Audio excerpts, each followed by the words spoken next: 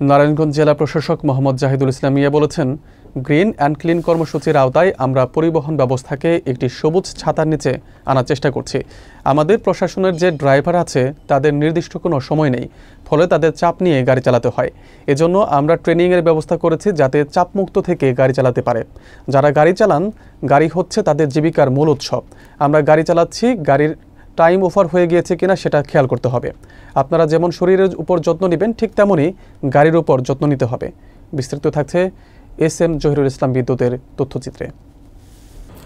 মঙ্গলবার সকালে নারায়ণগঞ্জ বিআরটি এর আয়োজনে নারায়ণগঞ্জ গ্রিন অ্যান্ড ক্লিন কর্মসূচির আওতায় সুপারভাইজার, চালক, কন্ট্রাক্টর ও হেলপারদের বিশেষ প্রশিক্ষণ কর্মশালায় জেলা প্রশাসক মোহাম্মদ জাহিদুল ইসলাম মিয়া এসব কথা বলেন। অতিরিক্ত জেলা ম্যাজিস্ট্রেট নীলোফা ইয়াসমিনের সভাপতিত্বে ও বিআরটিএ নারায়ণগঞ্জের সহকারী পরিচালক মাহবুবুর রহমানের সঞ্চালনায় অনুষ্ঠানে বিশেষ অতিথির বক্তব্য রাখেন civil surgeon doctor AFM Moshiur Rahman, TI Mohammad Abdul Karim Sheikh. এ সময় বক্তব্য রাখেন বাস, মিনি বাস ও দূরপাল্লার বাস মালিক সমিতির সভাপতি রওশন আলী সরকার। নারায়ণগঞ্জে পেশাদার চালক ও হেলপারদের দক্ষতা বৃদ্ধি ও সড়ক দুর্ঘটনা রোধে বিশেষ প্রশিক্ষণ কর্মশালা অনুষ্ঠিত হয়েছে। জেলা প্রশাসন, বিআরটিএ এবং গ্রিন অ্যান্ড ক্লিন নারায়ণগঞ্জ কর্মসূচির উদ্যোগে এই প্রশিক্ষণগুলো আয়োজিত হয়। প্রশিক্ষণে ট্রাফিক আইন, বিধিনিষেধ, নিরাপত্তা ও সচেতনতা বাড়ানোর বিষয়গুলো অন্তর্ভুক্ত করা হয় এবং প্রশিক্ষণের পর চালক ও হেলপারদের ইউনিফর্ম ও পরিচয়পত্রও দেওয়া হয়। আমাদের নির্দিষ্ট গন্তব্যস্থানের পর বিবেচনায় আমি আপনাদের প্রতি অনেক বেশি এক সময় ইউরোপে ছিলাম, সেখানে আমি আমার প্রায় ডিফারেন্স দেখতে পাই, অনেক পার্থক্য দেখতে পাই।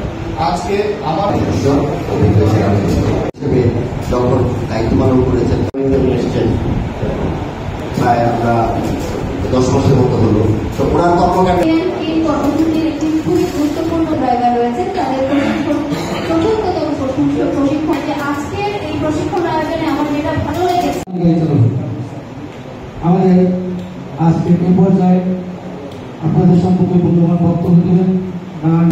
আপনারা আজকে এসেছেন এখানে জেলা প্রশাসক মহোদয়ের এই যানজট নিরসনে 100 টাকার মধ্যে 1 টাকা করো, এটা অতিরিক্ত কাজ। স্যারের নির্দেশনা যদি দেয়, মোবাইল কোড বাড়াই দেবে, ট্রাফিক বিভাগকে বলবে যে পাঁচ কথা শুনে না মামলা হবে। এটা কিন্তু সব জেলায় হয়ে থাকে। সেটা করলে তাহলে আপনারাও শান্তিতে থাকতে পারবেন না, আমরাও শান্তিতে থাকতে পারবেন। সাহেবের মানে খারাপ, কিন্তু ড্রাইভার হলো সাহেব।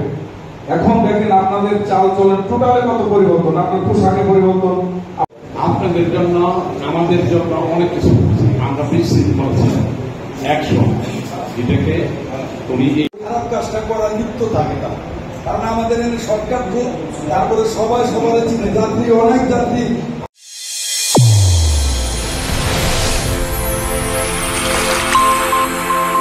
চ্যানেল A1 হৃদয়ের স্পন্দন।